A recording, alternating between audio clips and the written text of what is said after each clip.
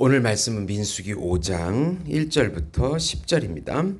여호와께서 모세에게 말씀하여 이르시되 이스라엘 자손에게 명령하여 모든 나병 환자와 유출증이 있는 자와 죽음으로 부정하게 된 자를 다 진영 밖으로 내보내되 남녀를 막론하고 다 진영 밖으로 내보내어 그들이 진영을 더럽히게 하지 말라.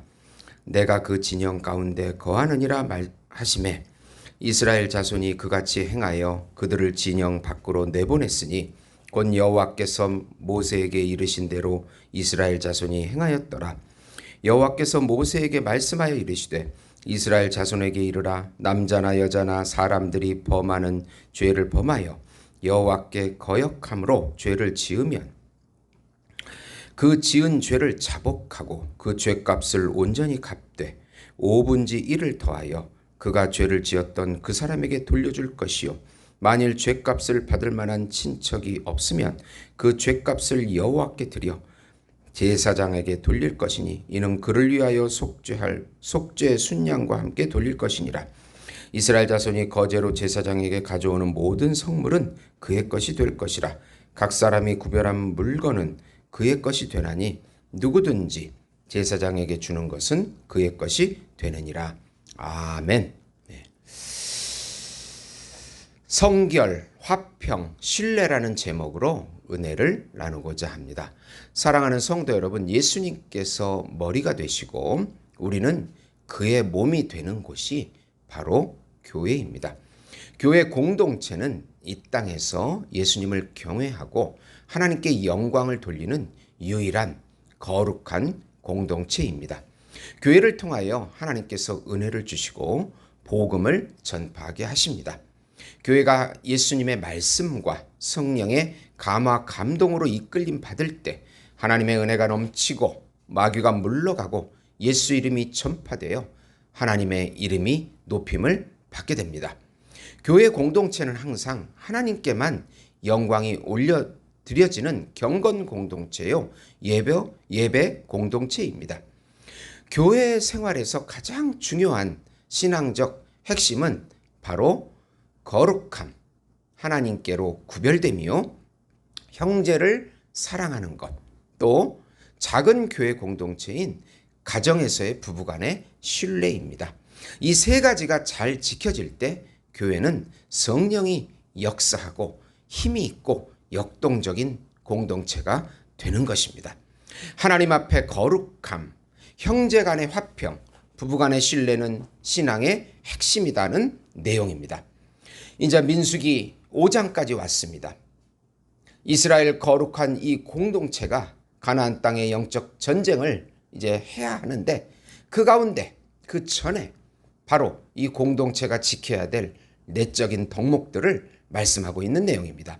우선 예수 안에서 거룩과 성결이 신앙생활의 원동력이 됨을 기억하라. 영적 전쟁에 앞서서 신앙 공동체의 거룩을 가르칩니다. 거룩이라는 것은 하나님께로 구별됐다는 뜻입니다. 나병 환자는 죄로 인하여 하나님의 징계를 받은 것을 상징합니다. 유출병자는 육신의 본성적인 죄를 드러내는 자를 상징합니다. 죽음과 접촉하여 부정한 자는 영적인 사망 가운데 처한 자를 상징합니다. 그래서 이런 사람들을 진 밖으로 내보내도록 하십니다. 하나님의 거룩을 침범한 자로 간주하기에 부정, 즉 죄와의 단절을 의미하는 것입니다. 유생적으로 영적으로 공동체에 피해를 주기에 단호하게 조처합니다. 구약은 모형으로 죄악에 대하여 경계하며 죄악이 신앙 공동체의 치명적임을 알려주시는 것입니다. 이런 사람들 중엔 자기 친척도 있을 것이고 자기 친구도 있을 것이고 자기 가족도 있을 것인데 하나님께서 단호하게 하나님이 거하시는 진과 분리시키는 것입니다. 신약을 사는 우리들은 예수 안에서 모두가 거룩하게 되었음을 믿어야 합니다.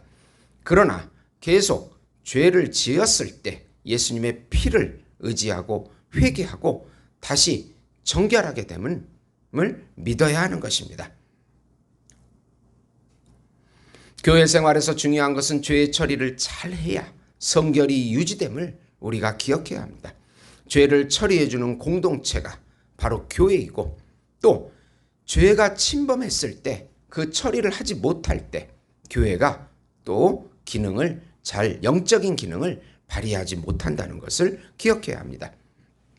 두 번째로, 형제에게 경제적인 피해를 주었으면 탕감받을 때까지는 반드시 피해를 보상하려고 노력하라. 우리는 살아가면서 이웃에게 정신적이고 물질적인 피해를 주고받습니다. 경제적인 측면에서 많이 발생하는데, 그럴 때 피해자는 원금의 5분의 1을 더하여 배상하라고 7절에 말씀합니다. 더하여 주는 것은 유자료라고 생각하시면 됩니다. 그러나 실제로 피해자가 예수님의 은혜로 탕감을 선포한다면 그 은혜를 그대로 받으면 되는 것입니다. 구약에서 피해자가 죽었으면 그 배상금은 하나님께 속죄 제물인 순양과 함께 드립니다. 하나님께 속죄함과 동시에 배상을 해야 합니다.